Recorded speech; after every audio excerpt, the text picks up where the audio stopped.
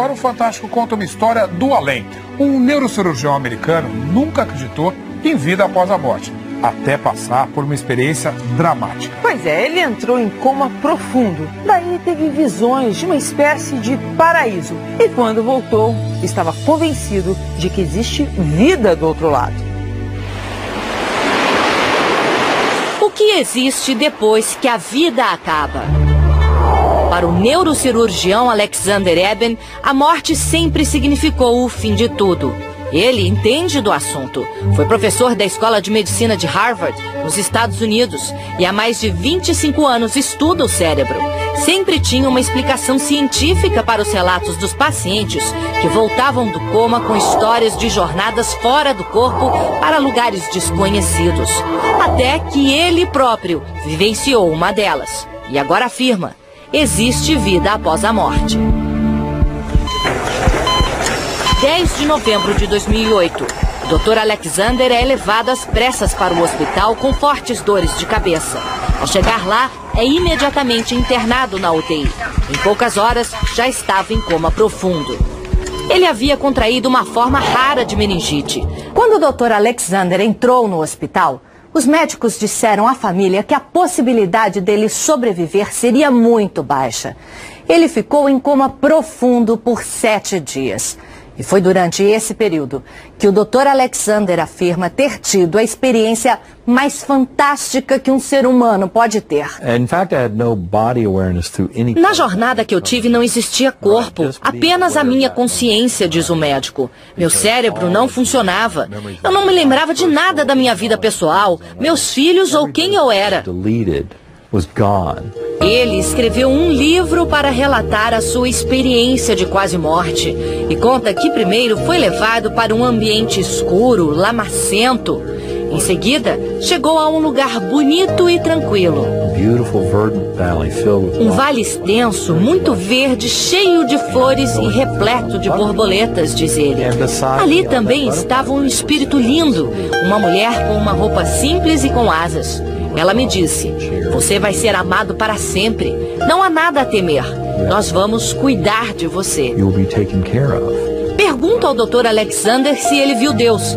Ele disse que sim. Deus estava em tudo ao meu redor. Ele estava lá o tempo todo.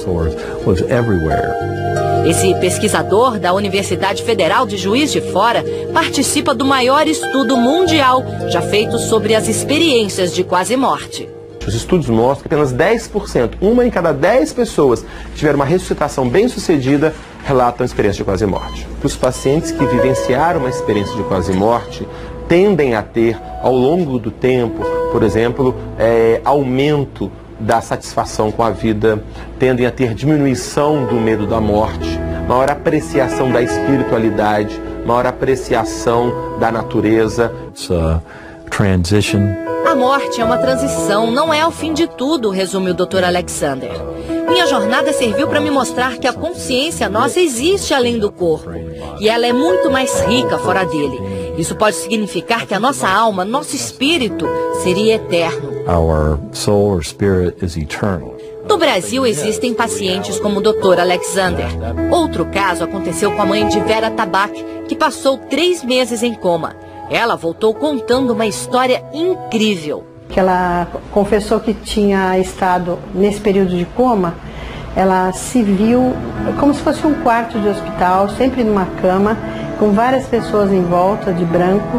E ela disse que ela tinha feito um acordo, que eles tinham dado mais 20 anos para ela, que ela ia conseguir criar os filhos e depois ela ia embora. E a gente achou aquilo uma história, né? Mas realmente aconteceu. Foi 17 de outubro de 74, quando ela foi para a UTI. E voltou depois de um tempo. Quando passou 20 anos, em 94, em abril ela começou a se sentir mal. 5 horas da manhã, 18 de outubro de 94, ela morreu. Porque ela sempre dizia que na vida só não tinha jeito para a morte, né? E depois que ela voltou, ela disse que até para a morte tinha jeito. O Dr. Alexander diz que por 2 anos tentou achar uma explicação científica para o que aconteceu com ele e com outros pacientes. Queria saber se tudo podia ser uma ilusão produzida de alguma maneira pelo cérebro. E cheguei à conclusão de que não há como explicar. Não foi alucinação, não foi sonho. Mas nem todos concordam. O professor de neurociências da Universidade de Colômbia, Jim Mobbs, diz que é difícil acreditar num desligamento completo do cérebro e que mesmo no caso do Dr. Alexander, outras áreas do cérebro podem ter permanecido ativas, provocando as sensações que ele descreve. The brain's very good at making up reality. O nosso cérebro é muito bom em transformar a realidade.